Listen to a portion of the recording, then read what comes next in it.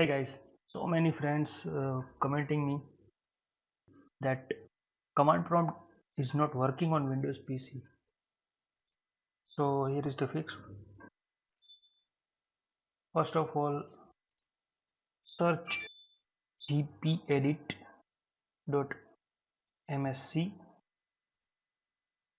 hit enter.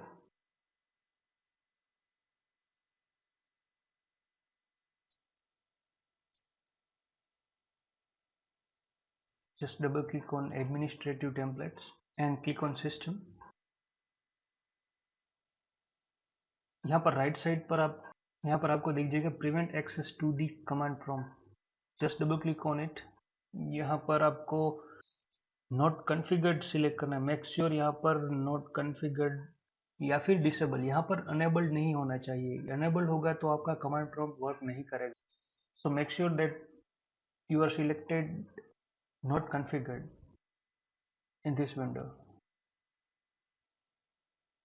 Just apply and click on OK. Close the window. Here we go. If the issue is still not fixed, just search services, click on services and find performance logs and alert. Just double click on it. Here you have to start the services and just change it to automatic. Click on apply and OK,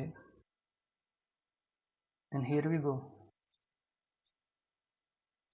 Issue must be fixed from these two methods.